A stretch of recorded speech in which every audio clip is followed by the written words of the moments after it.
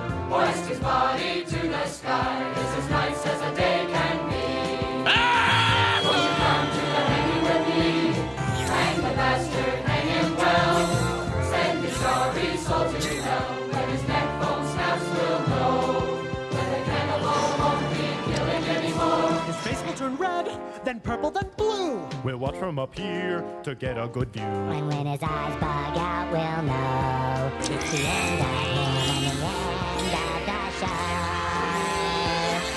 So, hang the bastard, hang him with cheer. We'll make some hot dogs and drink a few beers. And when his tongue rolls out, we'll know it's the end of the show and we all can go home.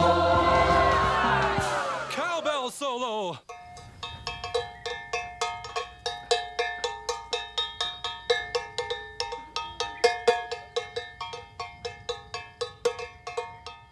Je suis content d'être avec vous autres aujourd'hui parce que j'ai plein de beaux sujets à vous parler. Je vais commencer par, juste avant de vous parler des sorties qui s'en viennent et du nouveau Blu-ray 4K de Caligula que j'ai reçu, frais sorti de chez Unobstructed View. Je reviens dans un petit instant. Je vais vous parler rapidement, pour ceux qui ont suivi ça, de la fin de mon challenge d'horreur du mois d'octobre. Vous savez qu'à tous les mois d'octobre, j'en ai parlé, il y a des vidéos avant qui témoignent de ça. J'essaie d'écouter le plus de films d'horreur possible parce que c'est le mois de l'Halloween et je ne suis pas tout seul à faire ça. Il y en a un peu partout dans le monde qui font le challenge de cinéma d'horreur du mois d'octobre. Et je me suis déjà rendu à 100 films, mais ce mois-ci, j'en ai écouté 34 seulement. Et dans la dernière semaine du challenge, je m'étais promis d'en écouter un paquet, d'essayer de me rendre à 50, 40. Finalement, j'en ai écouté que quelques-uns. Je me suis même pas rendu à 10 films. Donc, je vais vous les dire rapidement pour ceux qui veulent savoir quel film j'ai écouté durant mon challenge. Ben, je vais commencer par Splatter University, qui est un film américain. Ça, c'est sorti, en tout cas, quelque part dans les années 80. Là, j'essaie de voir la date ici. C'est un film de Richard Haynes, ce qui se passe dans une université américaine, hein, le titre le dit, avec un tueur en série qui tue des étudiants, des enseignantes. On suit un peu les règles du slasher, mais c'est un film à petit budget.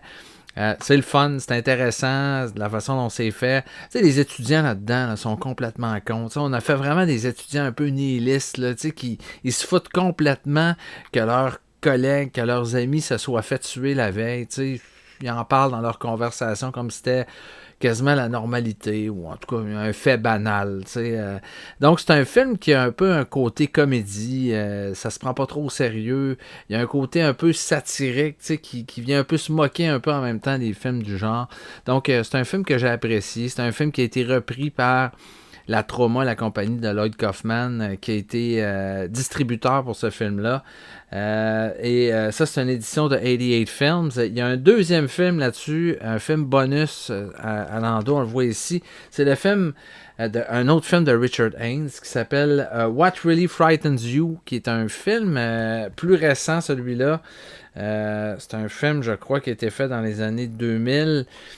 Ça parle d'un genre de bonhomme qui fait un genre de sondage auprès des gens, des jeunes New-Yorkais, des gens d'affaires, en tout cas, il s'en va dans la rue puis il pose des questions pour le compte d'un magazine d'horreur. Il demande aux gens c'est quoi qui leur fait le plus peur. Et là, les gens vont répondre à la question.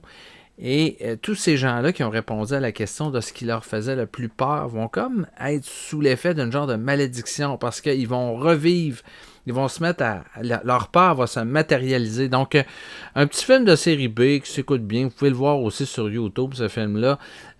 C'est pas un grand film, là, c'est une curiosité. Je l'ai écouté parce qu'il était en programme double sur ce Blu-ray-là. J'ai écouté aussi La plus longue nuit du diable. Ça, c'est un excellent film d'horreur avec Erika Blanc, réalisé par Jean Brismé. C'est vraiment excellent. C'est un film qui date de 1971. Un film, une coproduction entre l'Italie et la Belgique. Là-dessus, c'est le Blu-ray qui est sorti chez Mondo Macabro. Mais c'est une super bonne histoire, c'est une histoire de malédiction, ça se passe dans un gros château, alors il y a des gens, tu sais, l'histoire classique des gens en auto qui se tombent en panne et qui doivent trouver refuge dans un château, et là c'est un comte qui va les recevoir, qui va leur donner des chambres pour la nuit, mais il y a une malédiction dans ce château-là qui est reliée aux femmes, et vous allez voir, il y a ce qu'on appelle une succubus, je ne sais pas comment on dit ça, là, mais une femme qui tue du monde, qui est jouée par Erika Blanc. C'est une espèce de femme maléfique qui est dans le château, une espèce de présence un peu fantomatique qui va séduire les gens pour ensuite les tuer. Mais le film est super bon, il y a une belle atmosphère d'horreur là-dedans, c'est très gothique, hein? Ça se passe dans un château et Erika Blanc est superbe là-dedans. Le casting est très bon aussi. En général, c'est un film que j'ai beaucoup apprécié. La plus longue nuit du diable de Devil's Nightmare. J'ai vu Terror de Norman J. Warren. Ça, c'était mon premier visionnement. J'ai été très surpris de ce film-là. Je pensais que je l'avais déjà vu, mais je ne l'avais jamais vu. Une édition de Vinegar Syndrome. Vous voyez, ça, c'est l'affiche qui est peut-être un peu plus connue. Ça, en français, ça s'appelle La terreur des morts vivants. Mais en fait, il n'y a pas tellement... attendez-vous pas de voir des zombies là-dedans. C'est encore une histoire de malédiction autour d'une espèce de sorcière qui aurait été assassinée. Et là, il va y avoir une malédiction pour les descendants des gens qui ont fait partie de ceux qui ont assassiné la sorcière en question. Donc, l'histoire, au début, on voit comme le backstory de ça, puis après ça, on s'en va dans le futur. On va voir ce qui va se passer aux descendants de ces personnages-là. C'est une intrigue, encore une histoire de malédiction, mais c'est le fun, c'est bien filmé. Norman J. Warren, qui était spécialisé dans les films d'horreur à, disons, moyen budget. C'est un film anglais, celui-là. Donc, Terror, que j'ai bien aimé aussi, auquel je donnerais, tu sais, les notes que je donnerais à ça. Devil's Nightmare, c'est vraiment un classique, là. Je donnerais un 4.5. Splatter University, je donnerais peut-être un 3 étoiles sur 5. Terror, je donnerais un bon 3.5 sur 5. Et j'ai écouté Slumber Party Massacre Collection. Il y a 3 films là-dedans. Ce qui est intéressant, c'est que c'est 3 slashers des années 80. Le premier est sorti en 82, Slumber Party Massacre, et c'est une production de Roger Corman. La réalisatrice, c'est une réalisatrice qui avait fait ça. Donc, on a mis beaucoup l'accent sur des personnages féminins qui sont forts. On sent que c'est une réalisatrice qui est aux commandes. C'est une histoire de slasher à la Friday the 13 avec un tueur qui s'en prend à des étudiantes. Et là, il y a des filles qui vont faire une party dans une maison et le tueur va arriver, évidemment. Il y a plein de monde qui meurt tout au long du film. Ça suit les codes du slasher, mais c'est le fun parce que justement, c'est des personnages féminins un peu plus forts que d'habitude. C'est une réalisatrice qui s'appelle Amy Jones qui a fait le film et il y a eu des suites. Le deuxième film est pas mal le fun aussi. Le deuxième film est complètement éclaté. On y va vraiment plus du côté un peu plus trash, un peu plus gonzo avec le deuxième film. On a changé le tueur qui a une espèce de guitare, parce que dans le premier film, il y a comme une espèce de drill. Mais là, il y a comme vu que c'est des musiciennes d'un groupe rock, mais là, le tueur, il y a comme une espèce de guitare avec une drill au bout. Donc, on a mélangé un petit peu, on a fait quasiment une espèce d'affaire un peu punk rock avec la suite. Et le troisième film, que sérieusement, il aurait pu ne pas le faire. C'est une suite pour faire une suite. Là. Le troisième n'est pas terrible, honnêtement. Mais ils sont tous disponibles dans ce beau coffret. Alors, j'ai eu beaucoup de bonheur à regarder cette série-là, même si le troisième film ne vaut pas de la merde, là, mais les 2 premiers sont pas pires. Et finalement, j'ai écouté une bonne vieille VHS, Rêve ou Malédiction de Alan J. Pakula avec Christy McNichol, l'actrice que ça faisait longtemps que je n'avais pas vue. On la voyait surtout dans les années 80, Christy McNichol. Après ça, qu'est-ce qu'elle a fait? Je ne sais pas. Peut-être qu'elle a fait des pubs de pâte à dents. Je ne suis pas au courant trop de sa carrière, mais bref, là-dedans, elle est efficace dans le rôle d'une femme qui fait des rêves, des genres de rêves obsessifs. Là, elle va rêver à une espèce de tueur qui essaie d'avoir sa peau. Et à un moment donné, c'est elle qui va le tuer. Et elle est hantée par ces rêves-là. Et elle va consulter un spécialiste dans les rêves. Et tout le film nous montre une espèce d'histoire qui se passe aux frontières entre le rêve et la réalité. Donc, c'est un film, pas un film d'horreur pur et dur, mais disons un genre de drame fantastique qui a certains moments intéressants, mais qui dans l'ensemble m'a laissé assez froid. Donc, Rêve ou Malédiction, auquel je donnerais peut-être un 2.5 sur 5. Je vous le dis, il y a des bouts quand même le fun dans le film, c'est pas inintéressant. Christy McNichol est bonne là-dedans. Alan J. Pakula qui a réalisé de bien meilleurs films dans sa carrière.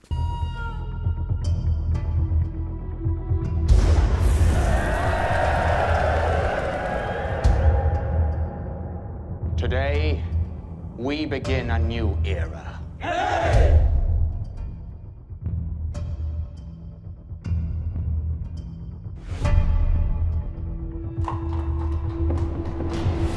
I have existed from the morning of the world, and I shall exist until the last star falls from the night. Although I have taken the form of Gaius Caligula, I am no man as I am all men. And therefore I am a god.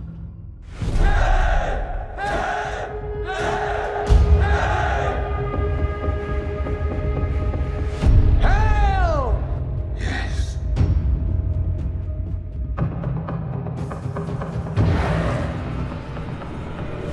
Now the fun begins.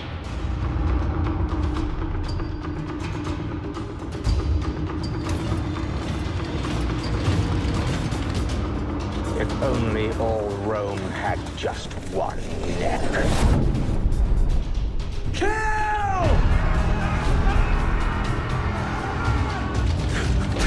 I am the great Caesar. Hail! Hail! I hate them! Caligula. J'en avais déjà parlé plusieurs fois. C'est un film que j'attendais énormément. J'ai pas eu l'occasion de l'écouter encore parce qu'il est frais arrivé. Je l'ai reçu vendredi. Il était dans ma boîte aux lettres et je l'ai commandé, ça fait un petit bout de temps, chez Unobstructed View, qui est distributeurs canadiens qui sont spécialisés dans la distribution de médiums physiques, mais c'était pas des éditeurs, hein, c'était pas des gens qui éditaient des Blu-ray. Je sais que Diabolic DVD aux États-Unis, qui est un distributeur, qui est un vendeur de DVD, de Blu-ray, de 4K, eux autres se sont lancés dans l'édition. Eh bien, Unobstructed View ont décidé de faire la même chose et de sortir leur premier titre, et pas n'importe quel, Caligula de Ultimate Cut. Ils ont décidé de se lancer là-dedans.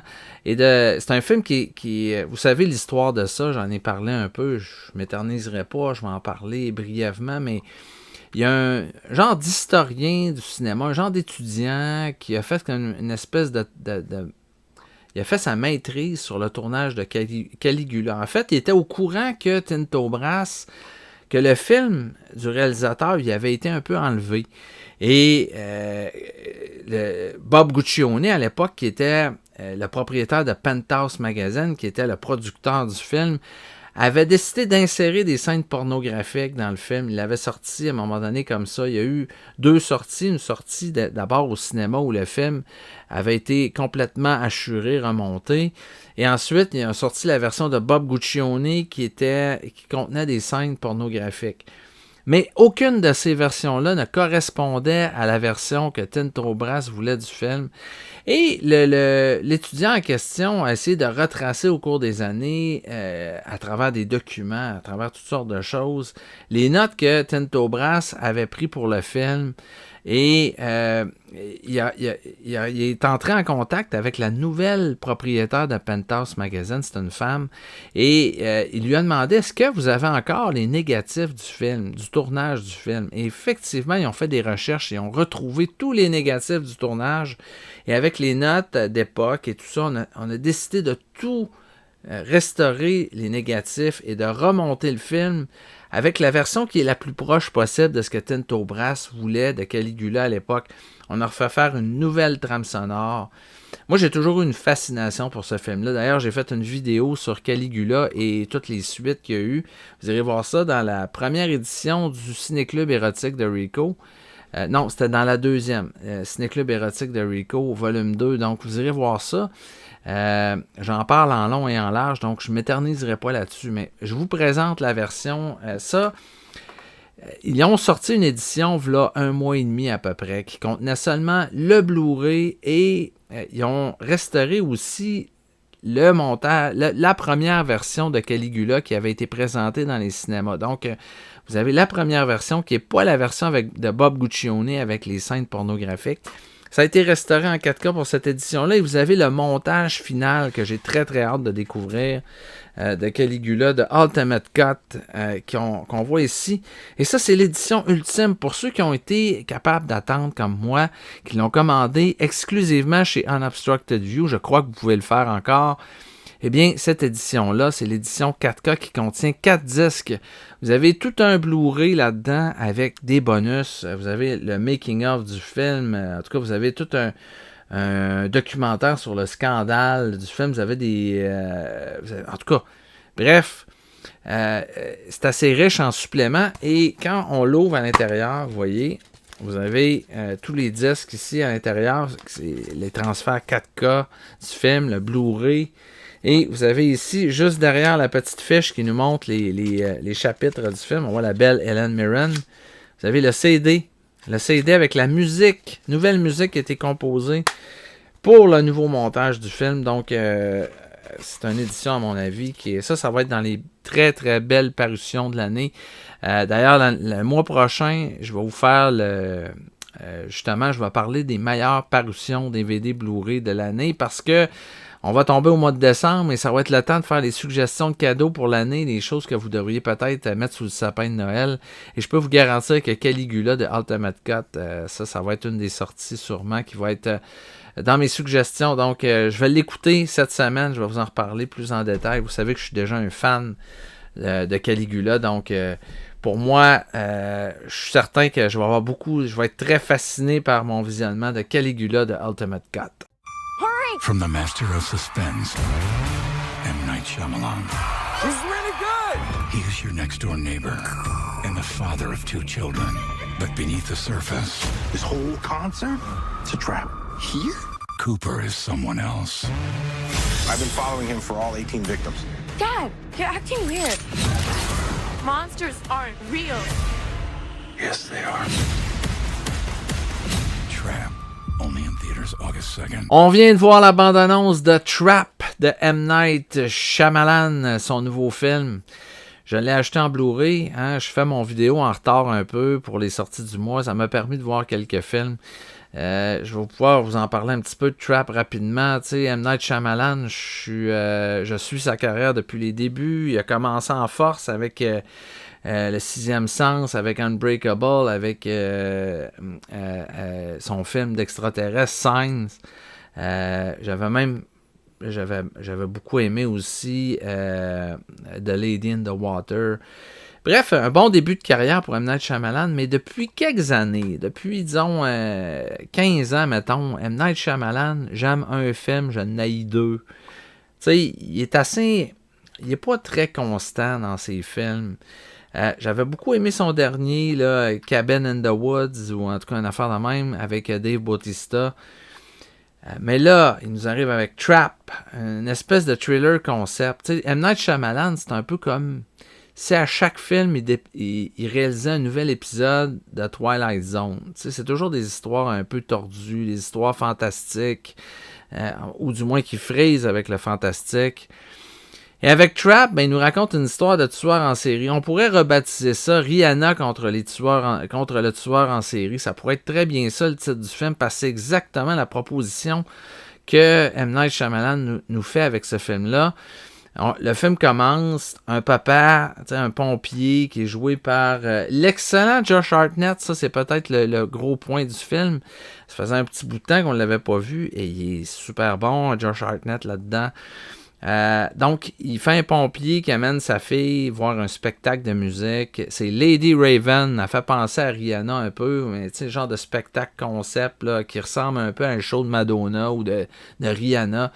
Il l'amène voir le show, puis il y a plein de police. Tu sais, je comprends pas au début du film, tu sais, il y a des SWAT teams, il y a quasiment des chars d'assaut devant l'amphithéâtre. Les gens n'ont pas l'air trop de se préoccuper de ça. Les gens rentrent dans l'amphithéâtre voir le spectacle, mais il y a à peu près 2000 polices. Tu sais, il y a plus de policiers puis d'agents du FBI qu'à quand le président des États-Unis va faire une conférence de presse. Tu sais, c'est terrible, ça n'a pas de bon sens. Tu sais, à peu près tous les policiers des États-Unis sont là. Et là, tu sais, le personnage principal joué par Josh Hartnett, qui est avec sa fille, qui est toute contente d'être là, il regarde un peu partout autour de lui, il se dit, voyons, c'est pas normal ça. Il y a donc bien des polices. Il est le seul à l'air de se poser la question, tu sais, parce que tout le monde est omnibulé par Lady Raven, par le spectacle. Tu sais, les gens se posent pas trop la question. Pourquoi il y a 2000 SWAT teams, tu sais, qui entourent la... Vous voyez un peu, là, on commence à tomber vraiment dans le scénario un peu ridicule. Et là, on nous fait avaler. Tu sais, il s'en va au kiosque, il demande à un des employés qui va nous expliquer à nous, le spectateur, tu sais, tout un peu les rouages du film. C'est-à-dire que tous les gros policiers qui sont là pour arrêter un tueur en série qui s'appelle le Boucher, qui découpe du monde en morceaux. Et le Boucher, ça se trouve être le personnage principal joué par Josh Hartnett, qui va aller aux toilettes quelques minutes après, qui regarde son cellulaire pour voir l'image. Tu sais, il y a une caméra setée dans son sous-sol, il y a un gars qui est attaché après une chaise, tu sais, qui a kidnappé, qui se prépare, j'imagine, à découper en morceaux durant la soirée. Alors, c'est lui, le Boucher, que... puis là, ils ont su, le FBI, que le tueur allait être au spectacle parce qu'il y a un contact qui leur a dit qu'il avait acheté un billet. En tout cas, vous comprenez toute la patente, là. Mais c'est bien réalisé. C'est bien réalisé. Il y a vraiment des scènes, des bonnes... C'est un peu le problème d'M. Night Shyamalan, tu sais. Et là, il va essayer de trouver un moyen de sortir de là. Et là, l'histoire, à un moment donné, Lady Raven va être mêlée à ça. À la fin du film, elle va devenir quasiment l'héroïne du film. Un scénario décousu qui ne tient pas la route pour deux scènes. Tu sais, c'est une espèce de gros scénario concept dont M. Night Shyamalan est devenu l'architecte de plusieurs de ce genre de films-là au cours des années. Des fois, dans certains cas, ça a pu fonctionner, mais là, c'est beaucoup trop gros. Tu sais, c'est beaucoup trop des grosses ficelles. Et pourtant, C'est dommage parce que c'est un réalisateur qui a beaucoup de savoir-faire. Il sait faire une scène de suspense, il sait créer des atmosphères, mais j'ai l'impression que M. Night Shyamalan serait peut-être mieux servi s'il réalisait, il écrivait pas nécessairement tout le temps le scénario. Je pense que le dernier film qu'il avait réalisé, c'est pas lui qui avait écrit le scénario. Et je pense que c'est pour ça que c'était peut-être meilleur. Il veut trop en faire, je pense, au niveau scénaristique, M. Night Shyamalan. Il veut trop nous donner de tu sais, c'est un peu comme tu sais, c'est pas des ficelles, là, c'est des cordes à bateau, à un moment donné. Tu sais, c'est tellement gros, là. Et ça donne un bon réalisateur qui a de la maîtrise, qui sait réaliser, mais qui est aux commandes d'un mauvais film. Et c'est ça, Trap. Tu sais, le Trap, le film porte bien son nom parce que c'est un piège. Tu sais, c'est on a l'impression qu'on va avoir un bon film parce que c'est bien réalisé, c'est bien maîtrisé à l'écran, là, ce qui se passe. Le gars qui est aux commandes sait réaliser un film, mais c'est mal écrit. C'est... tu sais, quand on dit qu'on n'a pas un bon scénario, même si on fait une bonne job de réalisation, ça ne donnera pas un bon film. Le seul plaisir qu'on peut avoir à regarder ce film-là, c'est de voir Josh Hartnett, qui est excellent, qui fait un personnage qui est... à la fin du film, ça devient quasiment un peu caricatural, mais durant le film, il y a des bonnes nuances, c'est intéressant, le personnage est le fun par moment. Josh Hartnett, c'est le point positif du film, mais malheureusement, sa performance est perdue dans un film qui est pas vraiment à la hauteur. Donc, Trap, si ça vous intéresse, si vous êtes des complétistes d'M. Night Shyamalan, ben, il est sorti depuis mardi passé. Un autre sortie qu'il y a eu cette semaine, que j'ai trouvé pas mal meilleur, je l'ai écouté ce soir, ce film-là, c'est 1982. 1982, The Greatest Geek Year Ever. Ça, c'est un documentaire qui a été réalisé par Roger Lay Jr., et il y a eu une campagne de financement, je crois, il y a 1 an et demi ou quelque chose comme ça pour ce film-là. On voulait parler de 1982 parce que 82, moi je me souviens, j'avais 9 ans puis je m'en rappelle encore. C'était l'année où il y a un paquet de chefs-d'œuvre qui sont sortis au cinéma. Tu sais, des films, à tous les semaines, il y avait un film légendaire qui est sorti, comme, tu sais, à un moment donné, Poltergeist une semaine, la semaine d'après, E.T., The Road Warriors, il y a eu Rambo, le premier Rambo qui est sorti cette année-là, Star Trek 2, The Wrath of Khan, Blade Runner, Tron qui est sorti aussi cette année-là. C'est pas tous des films qui ont connu un succès instantané, mais tous des films qui sont devenus des films cultes. Alors on réalise que 1982, c'est une année phare du cinéma. Quel film qui avait gagné l'Oscar en 82? C'était Gandhi, avec Ben Kingsley, qui était quand même un bon film. Mais quand on réalise que E.T. l'extraterrestre était nominé aussi à côté de Gandhi pour le meilleur film, est-ce qu'ils ont bien fait de le donner à Gandhi? Hein?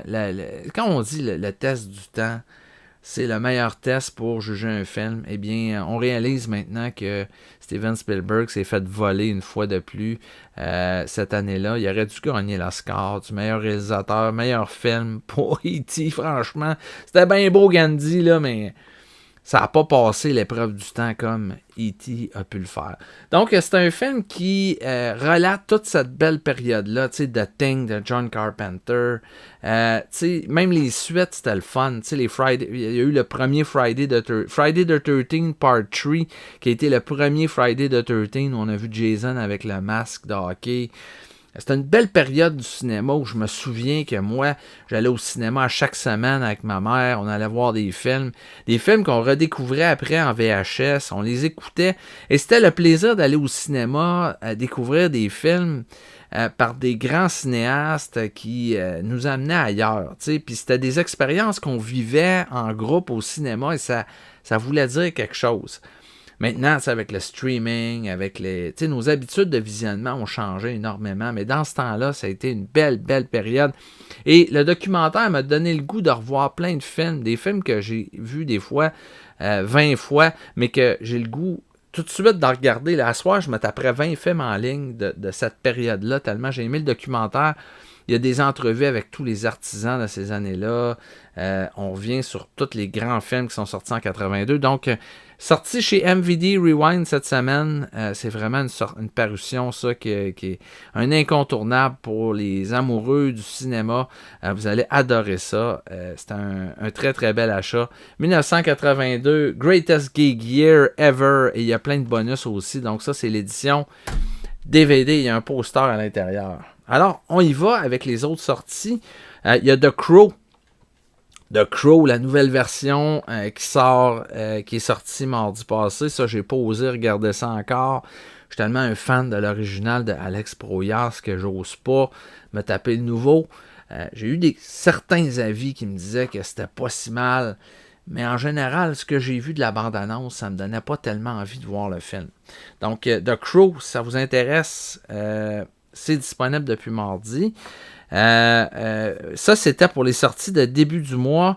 Le 12 novembre, il y a les 7 samouraïs qui sort en 4K chez Criterion. Je vais y revenir aux 7 samouraïs tantôt dans les sorties européennes parce qu'il y a encore une plus belle sortie européenne de ce film-là en 4K. Vous avez Scarface, pas celui avec Al Pacino, mais celui avec Paul Muni, le vieux film Scarface qui a inspiré le film que De Palma a fait avec Al Pacino. C'est quand même assez différent. C'est un film qui a été tourné, je crois, dans les années 30 ou quelque chose comme ça. C'est un film, un très très bon film de gangster. Si vous ne l'avez pas, il va sortir en Blu-ray et en 4K chez Criterion. Donc un grand classique de ce genre de cinéma-là. Born on the 4th of July qui va sortir chez Shout Factory. Il y avait déjà sorti Platoon l'année dernière et là on sort Born on the 4th of July. C'est logique, hein? C'est un peu la suite de Platoon, si on veut, avec Tom Cruise dans peut-être un de ses meilleurs rôles en carrière, qui joue Ron Kovic, un vétéran de la guerre du Vietnam, qui revient, il s'est fait tirer dans le dos. Il n'a plus l'usage de ses jambes et il va découvrir une Amérique qui est hostile aux vétérans de la guerre. Tu sais, il va se rendre compte que il a tout fait ça dans le fond pour rien. Il va devenir une espèce de... il va devenir contre la guerre. Il va manifester contre la guerre. Donc, un super beau film, Born on the 4th of July, si vous ne l'avez pas vu. Eh bien, il sort en 4K ce mois-ci. Sugarland Express avec Goldie Hawn dans sa jeune époque. Et ça, c'était dans les premiers films de Steven Spielberg, ses premiers longs métrages. Donc, ça va être une sortie 4K. C'est un road movie avec une histoire d'amour au travers de ça. C'est le fun. C'est un film qui s'écoute bien. Un film de Steven Spielberg qui date, je crois, dans 73 ou quelque chose comme ça. Donc, Sugarland Express qui va sortir en 4K. Moi, j'aimais beaucoup Elvira, Mistress of the Dark. Elvira, là, ça a été... Ils ont fait des films, c'est une actrice, je me souviens plus son vrai nom, mais elle était présentatrice souvent pour des programmes de films d'horreur, série B, tu sais, j'en ai parlé un peu dernièrement. Et ils ont fait des films aussi avec elle, une espèce de personnage plus grand que nature, tu sais, ils l'appellent la maîtresse des ténèbres, tu sais, elle a des gros nichons, elle est habillée sexy, et elle vit toujours un peu des genres d'histoires d'horreur, mais c'est toujours fait sous le signe de la comédie. Et le premier film qu'ils ont tourné avec elle, Elvira, Mistress of the Dark, c'est devenu un classique des années 80. Les gens adorent ce film-là, moi je fais partie des gens qui aiment ça, et j'aime Elvira. Et comment ne pas l'aimer avec sa personnalité extraordinaire. Donc, Elvira, Mistress of the Dark va sortir chez Arrow Video en 4K. Le film était déjà sorti en Blu-ray. Maintenant, vous allez l'avoir en 4K. Donc, c'est à vous les oreilles si ça vous tente d'upgrader votre Blu-ray en 4K. Pas sûr que ça vaut la peine. Invasion, qui est une reprise de Invasion of the Body Snatchers. Cette fois-ci, c'est avec Nicole Kidman et Daniel Craig. C'est la dernière version de Invasion of the Body Snatcher qui a été réalisée au cinéma. Donc, si ça vous intéresse, il est sorti en 4K chez Arrow Video. C'est pas nécessairement la meilleure version de Invasion of the Body Snatchers, mais quand on s'intéresse au phénomène, ça vaut la peine de voir le dernier film, le plus récent. Oh, ça, Heavenly Bodies, ceux qui n'ont jamais vu ça, un film qui se passe avec une fille qui a une école de danse. Puis ça, c'était à l'époque de la danse aérobique. Moi, je me souviens que, à un moment donné, j'étais dans un gym avec mes amis. On s'entraînait, tu sais, les gars, on pompait du fer. Puis il y avait une salle à côté où il y avait de l'aérobie. Puis c'était plein de belles filles, tu sais. Puis les gars, on regardait l'autre bord, tu sais, on regardait. Tu sais bien qu'on regardait, on checkait de temps en temps, tu sais. Puis les gars disaient à tous, « Hey, wow, les belles filles que l'autre bord. » Mais moi, je disais à mes amis, pourquoi on y va pas? T'sais, on devrait aller faire de l'aérobie, tu sais. On va pouvoir leur parler à ces filles-là. Mais les gars disaient, on va avoir l'air zozon, aller là. Moi, j'ai dit, je suis game d'y aller. Puis je suis allé. Puis j'ai aimé ça. J'ai fait de l'aérobie. Tu sais, j'ai mis mon petit kit. Je suis allé danser avec les filles. J'étais le seul gars de la place. Maudit que j'ai eu du fun. Tu sais, j'ai eu du fun. C'était une belle période, tu sais. C'était le temps où Jane Fonda faisait ses vidéos de workout. En tout cas. Bref, là, je m'éternise. Mais Heavenly Bodies, c'est un film qui relate cette belle période-là. Et c'est une prof de danse qui a une école de danse. Vous allez voir un peu, c'est une histoire reliée à ça. Genre de petite comédie romantique. Il y avait eu un film aussi avec Jamie Lee Curtis puis John Travolta dans le temps qui s'appelait Perfect. Ben, c'est dans la même veine. Alors, Heavenly Bodies. Si vous voulez voir des beaux corps de rêve, eh bien, vous allez voir ça dans ce film-là qui va sortir en Blu-ray chez Kino. Ce mois-ci, il y avait beaucoup de fans de ce film-là qui attendaient la sortie de ça. Et vous avez Golden Harvest. Ça, c'est un coffret. Golden Harvest, volume 1. Il va y avoir un volume 2 qui va sortir au mois de décembre. Et on a regroupé des films autour d'une thématique. Et là, ce mois-ci, c'est Supernatural Shockers. Et les films qui sont proposés là-dedans, mes chers amis, vous allez voir que c'est du gore, c'est de la science-fiction, c'est toutes sortes d'affaires trash, comme ça n'a pas de maudit bon sens. Mais cette petite boîte-là va vous apporter énormément de bonheur et on regarde la bande-annonce tout de suite. Prepare yourself for a collection of some of the most outrageous offerings in the history of Hong Kong cinema. The Golden Harvest Collection Volume 1, Supernatural Shockers. 6 of the steamiest, most outrageous films you've ever seen, including several infamous Category 3 adults-only classics. All making their U.S. Blu-ray debut. The Golden Harvest Collection Volume 1. Pre-order now.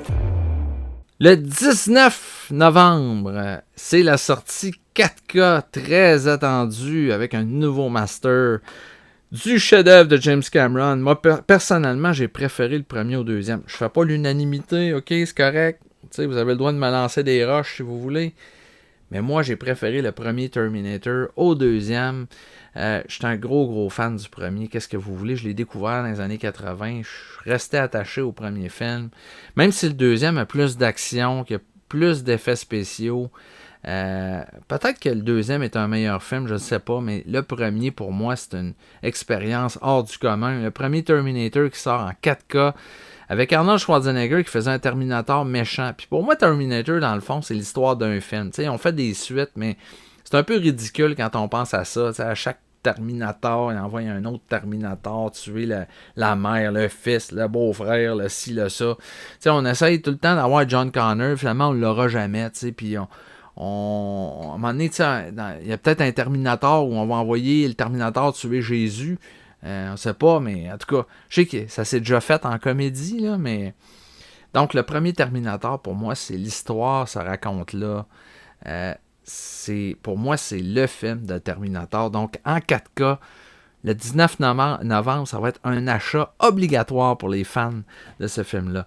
Le film Godzilla Minus One, c'est le film qui a gagné l'Oscar du meilleur film, pas du meilleur film, mais des meilleurs effets spéciaux aux derniers Oscars.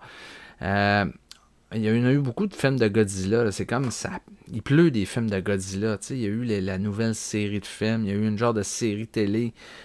Mais ce film-là, ça a l'air que c'est le meilleur film de Godzilla qu'on a fait depuis longtemps.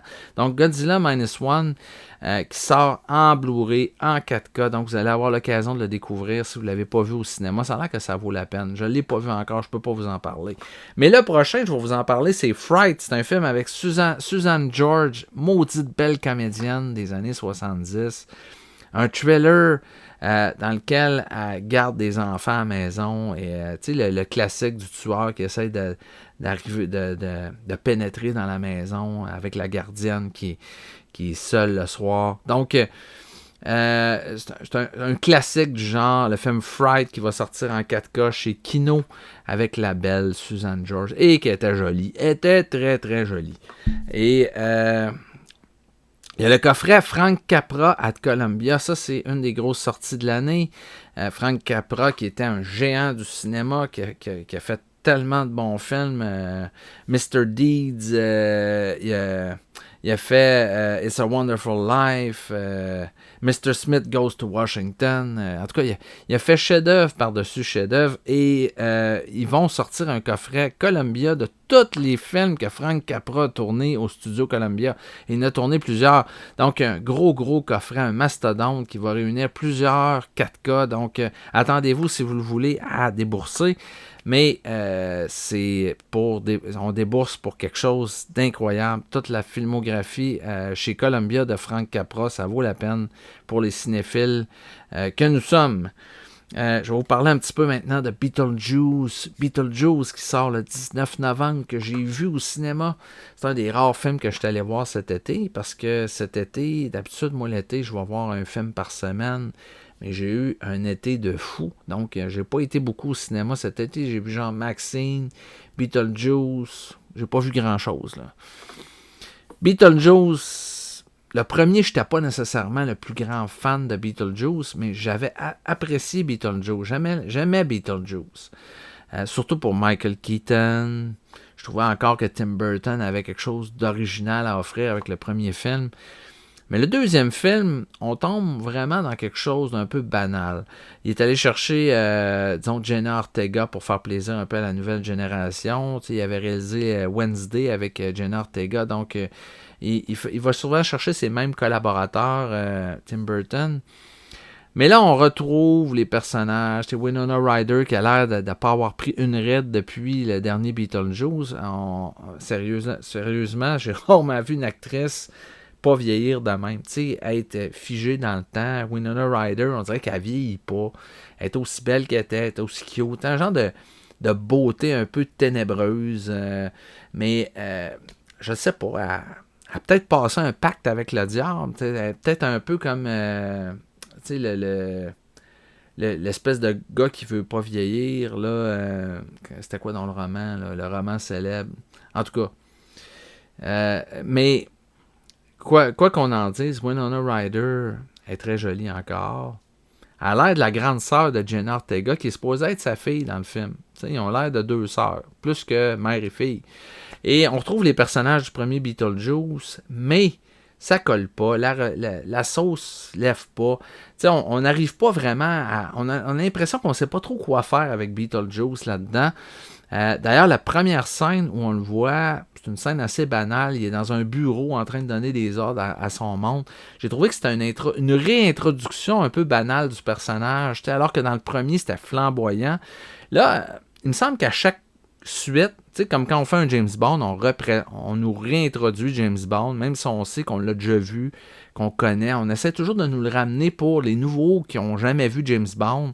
Il y a toujours des nouveaux spectateurs dans la salle. Donc, puis même pour nous qui avons vu les autres films, c'est le fun de redécouvrir un personnage iconique comme ça. Là, Tim Burton, c'est un peu paresseux, on dirait, la réalisation. Il y a un personnage intéressant, qui aurait pu être intéressant, c'est le personnage de Monica Bellucci. Elle fait une espèce de fiancée de Frankenstein, elle est tout raboutée, tout scotché d'un bout à l'autre. Elle fait un personnage qui aurait pu être le fun, c'est la grande méchante du film, mais malheureusement, encore une fois, on dirait Tim Burton sait pas trop où s'en aller avec ses personnages. Elle a un rôle assez épisodique dans le film. Donc, pour moi, ça n'a pas tellement levé. Je suis allé avec ma fille qui a plus aimé ça que moi. Peut-être parce que c'est une fan de Jenna Ortega, mais moi, j'ai pas trippé sur le film.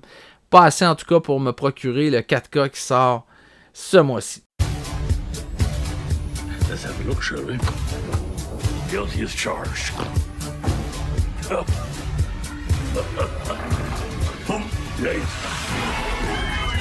Be warned, it's intense. This one's from the heart.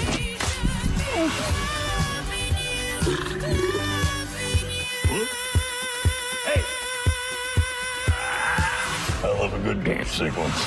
Rated PG-13. Il y a le film de Killer's Game avec Dave Bautista et Sofia Boutella, en tout cas l'actrice, l'ancienne danseuse de Madonna. C'était toute une danseuse. Moi, j'ai eu l'occasion, elle, de la voir danser pour vrai, parce que j'étais allé voir la tournée Confession Tour de Madonna. Vraiment une danseuse extraordinaire. Maintenant, elle mène une carrière de comédienne. Elle joue depuis un certain temps dans des films d'action. Là, on la retrouve avec Dave Bautista qui joue des tueurs là-dedans. C'est un film, ça a l'air de brasser en masse. Je connais pas trop un peu l'histoire du film, mais je sais que, en tout cas, ça risque de brasser avec ces deux-là à l'écran. Donc, The Killer's Game, si vous êtes un amateur du genre cinéma d'action, attendez-vous pas, d'après moi, ce sera pas un grand film, là, mais en tout cas, on peut être surpris. Donc, The Killer's Game qui sort en Blu-ray et en 4K. Et il y a deux films de Jim Henson qui sont des films extraordinaires des années 80. Jim Henson, qui est un fabuleux créateur de marionnettes. Et il a tourné Dark Crystal, qui est un film entièrement avec des marionnettes. C'était vraiment extraordinaire. Tu sais, on voit que dans ces années-là, les studios étaient capables d'investir dans des projets assez singuliers. Dark Crystal, c'était ça. C'était un projet qui... Tu sais, aujourd'hui, t'as des gens qui mettraient ce projet-là sur la table, feraient rire d'eux autres. Là. Ils disaient, ouais, non, un film avec des marionnettes. Es-tu fou? Tu fou, Chris? On mettra pas une scène là-dedans. Mais en 82, il y avait des producteurs qui étaient intéressés à avoir Dark Crystal. Et c'est un film fabuleux. Les images de ce film-là, c'est magnifique. C'est une œuvre d'art de A à Z. C'est un film qui, vous pouvez le regarder aujourd'hui. Il y a eu une suite qui a été réalisée il y a quelques années. Mais l'original n'a pas son pareil. Donc, Dark Crystal. Et il y a un autre film qui sort en 4K. En passant, l'édition de Dark Crystal, là, c'est quelque chose. Donc, c'est vraiment l'édition 4K. Là, ouf! Il y a beaucoup de bonus là-dessus. Et il y a le film Labyrinthe aussi qui nous avait fait connaître la belle Jennifer Connelly. Moi, je suis tombé en amour avec cette fille-là. J'ai grandi un peu avec parce que c'était une ado à l'époque où j'ai vu le film, où j'étais moi-même un ado. Et au cours des années, Jennifer Connelly, je pense qu'elle a 2 ans de plus que moi. Donc, comme je vous dis, on a grandi ensemble. Je l'ai vu au cinéma devenir une adulte en même temps que moi. Donc, puis tous les gens de ma génération, on a un petit quelque chose, on a un petit faible pour elle. C'est quand je l'ai vu dans Top Gun Maverick, j'ai fait pom pom pom pom pom pom pom pom pom pom pom pom pom. J'étais ouf. Jennifer Connelly, là, c'était vraiment quelque chose. Et elle est magnifique dans Labyrinthe, une histoire extraordinaire, une histoire fantastique d'une fille qui va essayer de retrouver son petit frère qui a été enlevé par David Bowie, et il l'a emmené dans un château. David Bowie, c'est un genre de sorcier là-dedans. Elle va devoir aller dans un labyrinthe, il y a toutes sortes de pièges, de créatures fantastiques. Un film extraordinaire d'un bout à l'autre, c'est vraiment magnifique ce film-là. Donc, Labyrinthe qui fait son arrivée dans une belle édition 4K le 19 novembre. From director Jim Henson and executive producer George Lucas. Those are the gates to the Goblin City. Beware. Enter a world Things aren't always what they seem in this place. where wishes come true. I wish the goblins would come and take you away. Nightmares become reality. Run! And imagination has no limits. The way forward is sometimes a way back. What? Labyrinth, featuring international superstar David Bowie how you enjoy my labyrinth. And Jennifer Connelly in her breakout role. It's a piece of cake. Really? Oh. Experience the magic. Look what I'm offering you. Everything you want. The majesty. You're him, aren't you? You're the Goblin King. And the music. Everything I've done for you. Like you've never seen it before. I move the stars for no one. When a child from our world is stolen by an evil king, I have to have my brother back. it's up to one young heroine and a group of unlikely allies to rescue him. I have to get to the center of the labyrinth. Even if you get to the center, you'll never get out again. Before time runs out. You have 13 hours in which to solve the labyrinth before your baby brother becomes one of us forever. Labyrinth, now on digital download in 4K. Pour ceux comme moi qui sont des amoureux de la collection Criterion, vous savez, la collection Criterion, c'est la collection Criterion, c'est des chefs-d'œuvre. Des films comme 8,5, Tokyo Story, Repo Man, The Red Shoes, Barry Lyndon, Bicycle Thieves. Toutes des chefs-d'œuvre de l'histoire du cinéma qui sont regroupés dans la collection Criterion. Il y a des critères, hein, parce que Criterion, leurs éditions, c'est réservé seulement à des films qui ont passé à l'histoire, des grands films. Ils travaillent avec les grands réalisateurs, avec les meilleurs films de l'histoire du cinéma qui sont dans cette collection-là. Moi, j'ai une très, très grosse collection des éditions Criterion. Mais pour ceux qui n'auraient pas acheté au cours des années des éditions Criterion, qui veulent se lancer là-dedans, eh bien, ils vont célébrer cette année, disons, c'est les 40 ans de l'existence de... Parce qu'avant, c'était Janusz Film, et c'est devenu au cours des années, bon, ils ont paru en VHS, en Laserdisc, en DVD, en Blu-ray, maintenant, ils sont rendus en 4K. Eh bien, ça s'appelle le coffret CC40. Et attendez-vous, mes chers amis, c'est pas donné, là, c'est une affaire comme quasiment 1000$.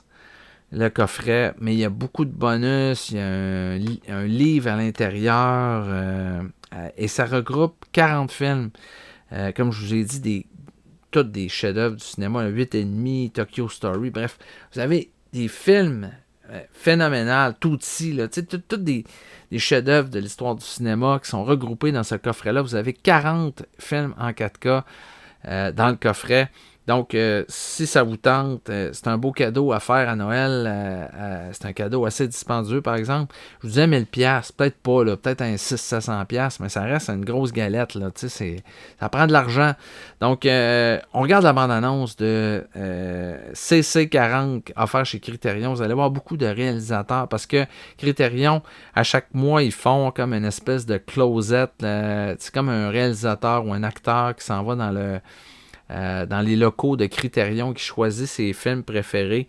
Et dans le teaser qu'on va voir de CC40, on voit justement les réalisateurs et parler de leurs films préférés. On regarde ça.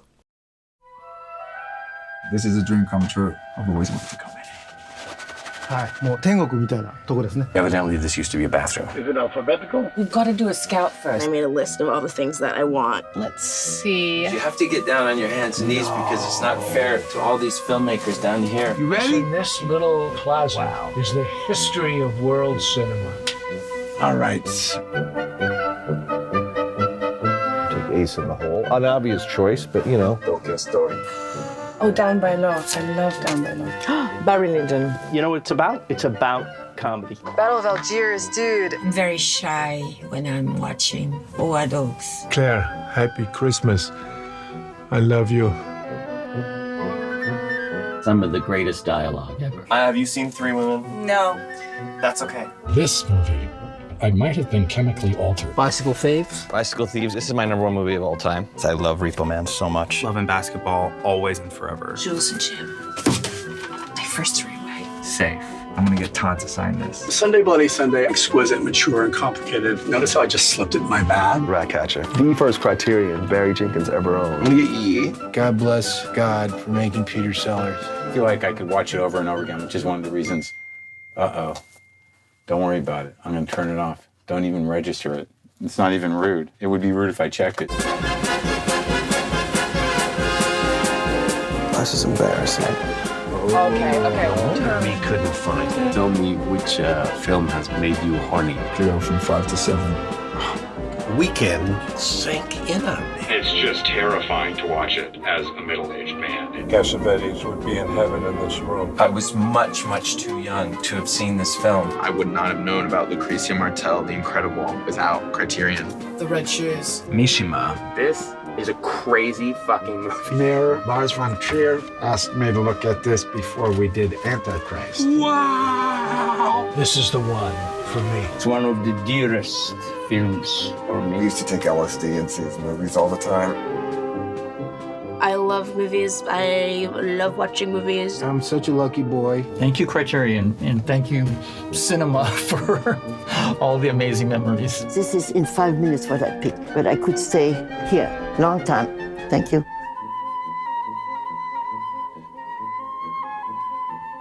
Le 26 novembre, c'est la sortie de Paper Moon, justement, chez l'éditeur Criterion, qui rassemble, qui est un film de Peter Bogdanovich, qui a la particularité d'amener à l'écran un père et une fille, Ryan O'Neal et Tatum O'Neal, qui a été introduit au cinéma par ce film-là. Super belle relation père-fille là-dedans. On sent vraiment toute la chimie qui est entre ces deux-là. On voit qu'ils sont de la même famille. Donc, Paper Moon qui sort chez Criterion. Si vous avez jamais vu ce film-là, ben, ça vaut la peine. Avec Ryan O'Neal et Tatum O'Neal, ça sort en Blu-ray et en 4K. Vous avez le film de Guillermo del Toro pour lequel il a gagné l'Oscar du meilleur film. C'est le film de Shape of Water, dans lequel une espèce de créature qui ressemble à Sapiens dans Hellboy. Hellboy 1 et 2 qui ont été réalisés aussi par Guillermo del Toro. Donc on dirait qu'il a pris le personnage de Sapiens et il l'a fait tomber en amour avec une madame, tu sais, qui fait le ménage dans des locaux comme du gouvernement, qui font des expérimentations et qui ont une créature. Ils ont Sapiens, tu sais, c'est carrément Sapiens le personnage. Tu sais, c'est pas lui, mais c'est lui. Et elle va tomber en amour. L'histoire, un peu un ressassage de La Belle et la Bête. Moi, j'ai aimé ça, j'ai trouvé ça bon comme film. De là à dire que c'est le meilleur film de Guillermo del Toro, je dirais peut-être pas. Il a fait mieux que ça, Guillermo del Toro. Mais quand même, il y a des belles images dans le film. Si on est capable d'accepter la proposition, ça donne un film visuellement qui est très fort. Comme je vous dis, j'aurais pas donné l'Oscar à Guillermo del Toro pour ça. J'aurais donné peut-être pour Le Labyrinthe de Pan ou pour peut-être d'autres choses, mais bref, c'est pour ça qu'il l'a eu, hein. Comme j'aurais pas donné l'Oscar à The Departed pour Martin Scorsese, j'aurais donné pour Raging Bull, pour Goodfellas, mais donc, à un moment donné, on a tellement manqué notre shot aux Oscars de donner l'Oscar au bon moment, aux bonnes personnes pour le bon film, qu'on finit par le donner quasiment à prix de consolation. Donc, ça a été le cas aussi un peu de Guillermo del Toro pour The Shape of Water qui sort chez Criterion. Et vous avez le 2020 Texas Gladiator, qui est un film tourné par Joe D'Amato et George Eastman, qui ont collaboré ensemble sur ce projet-là. C'est un film post-apocalyptique, pas mal de fun. Si vous aimez les films post-apo italiens, les genres de Mad Max italiens, eh bien, c'est une sortie en 4K de ce film-là, en 4K et Blu-ray, chez l'éditeur Severin. Un film qui est vraiment délirant, là. C'est super bon. Vous allez triper du début à la fin. C'est vraiment le fun. 2020, Texas Gladiator. Et finalement, il y a Shawscop Volume 3. Tu sais, je vous avais déjà parlé un peu des éditions Shawscop qui regroupent des films de la Shaw Brothers. Eh bien, on sort le volume 3. Encore, on sent que les fêtes arrivent, hein, parce qu'on sort des coffrets. On veut nous faire dépenser de l'argent. Donc, merci. Hein, on n'a pas besoin d'argent. On a besoin de films. Donc, c'est bien Shaw Brothers, Shawscop Volume 3 qui va sortir chez Arrow Video.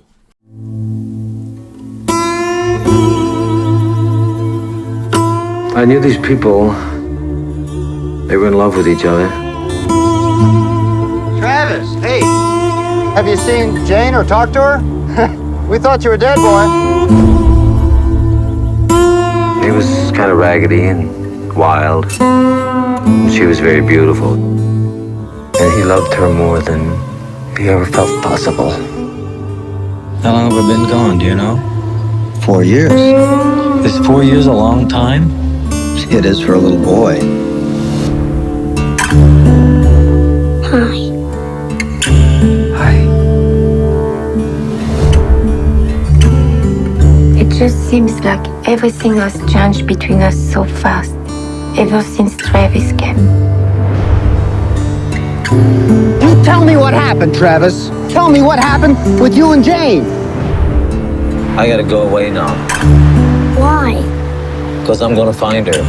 Then tomorrow, let's go.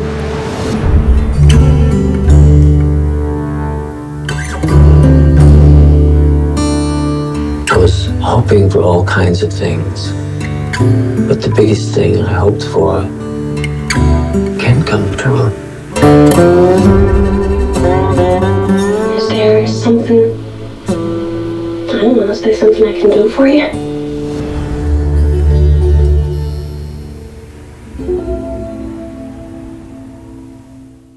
On vient de voir la bande-annonce de Paris, Texas.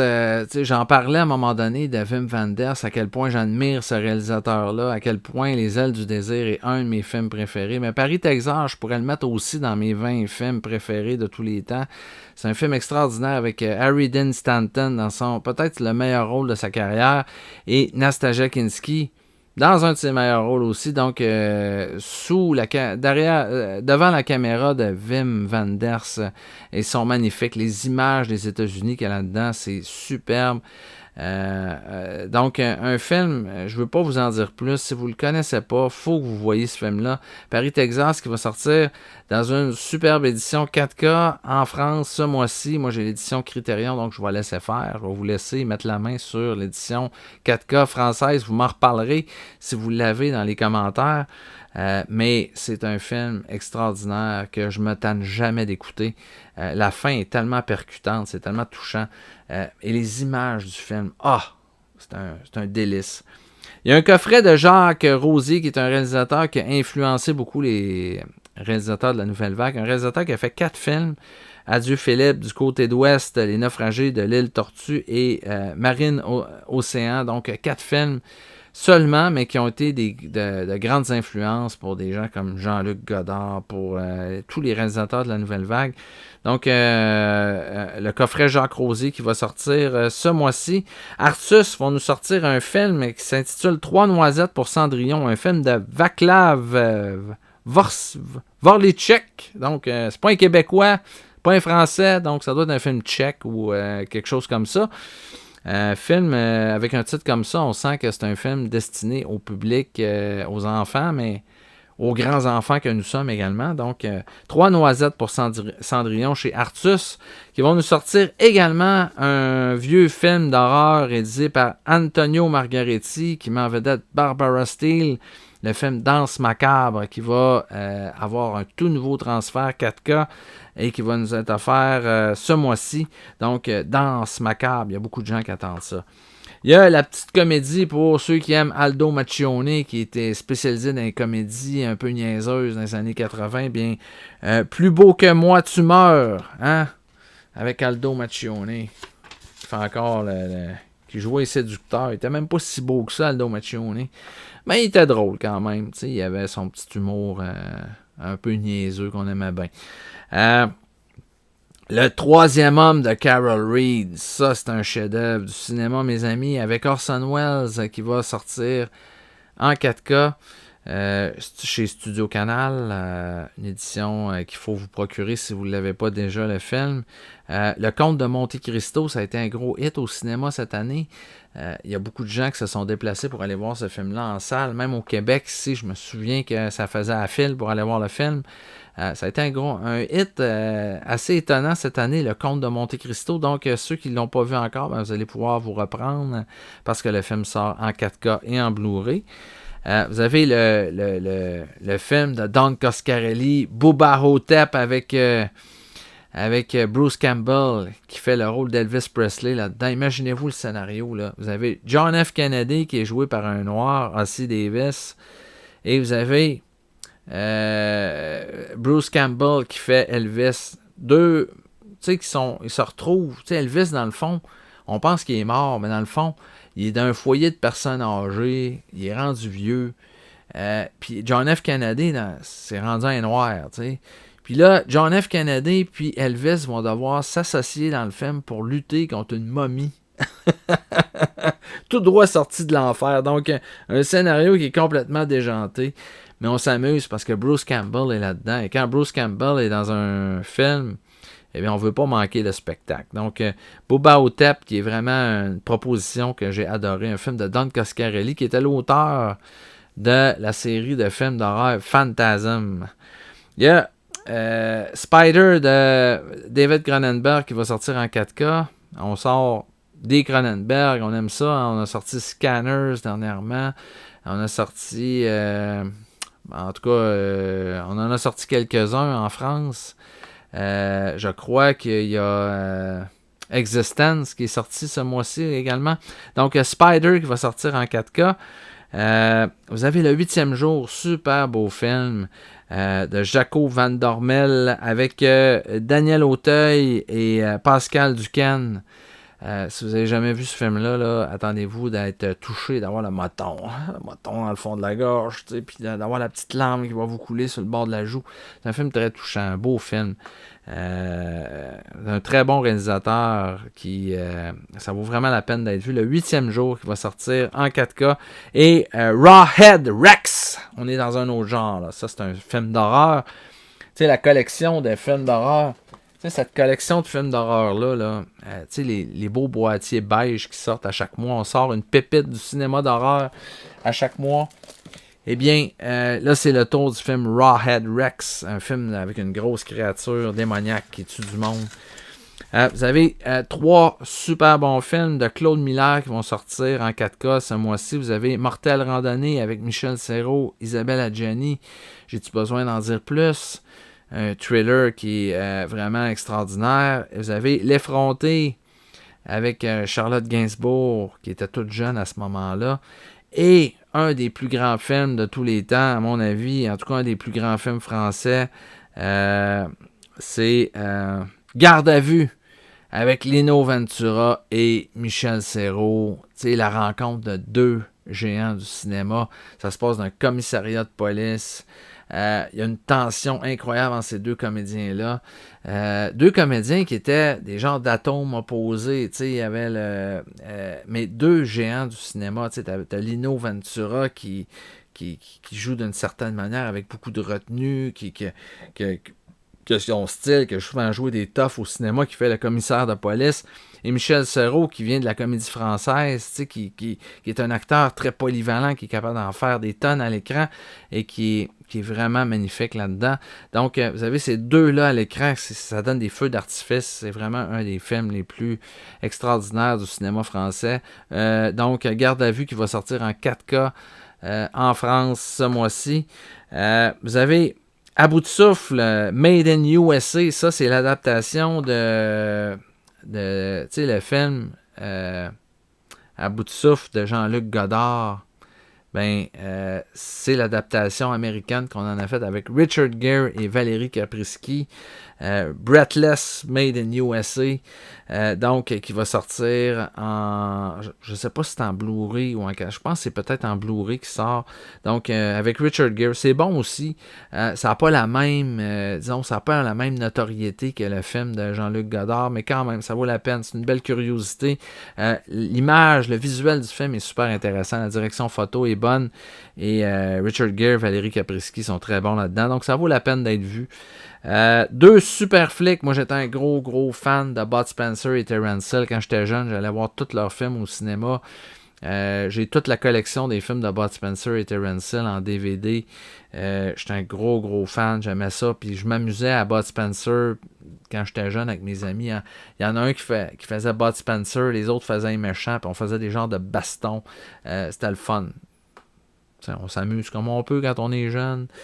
Alors, 2 super flics, un des meilleurs films de Bud Spencer et Terence Hill qui sort en Blu-ray ce mois-ci. Donc, si vous ne l'avez pas, c'est l'occasion pour vous de mettre la main dessus.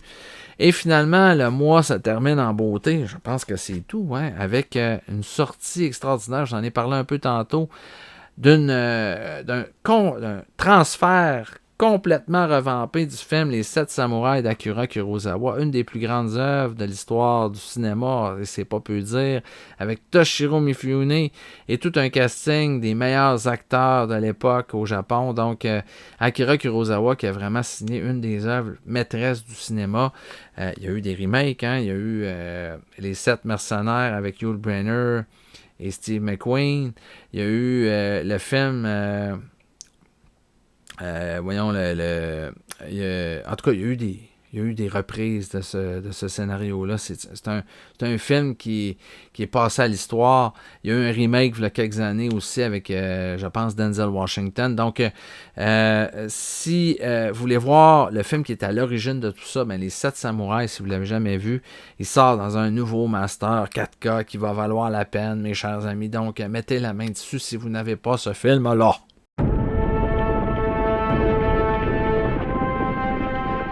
生と戦って党に一つも勝ち目はねえ。俺たちは百姓だ。戦の仕方なんか知らねえ。侍野党だ。金にも出世にもならん。侍を2人3人集めても背にはつかん。死後に備えるだけでも4。小詰めに2名。足を入れて7。しかし戦は結構乗りかする方で。それはこちらが一人もやられん時の話だ。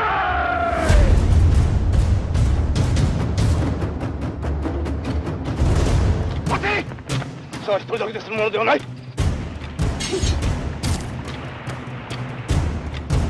日みんな死ぬんだぜ。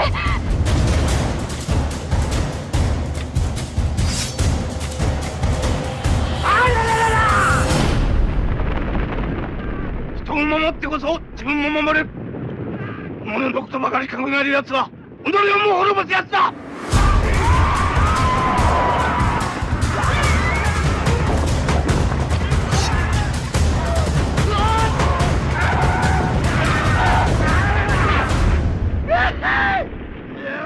来やった来やった。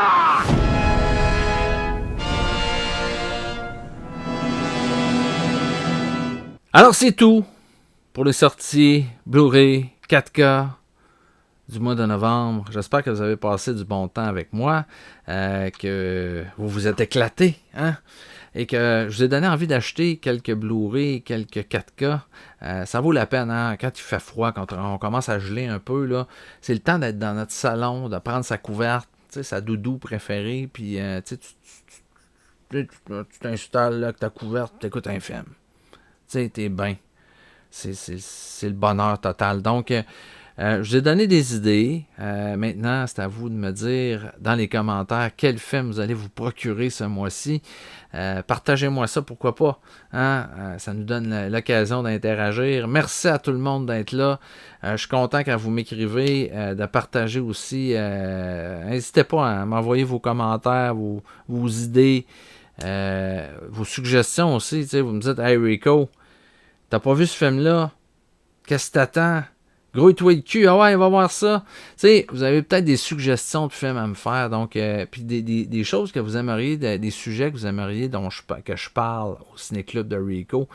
Ça va me faire plaisir. Je vais être content de vous lire, puis je vais être content de vous faire plaisir en vous donnant ce que vous voulez.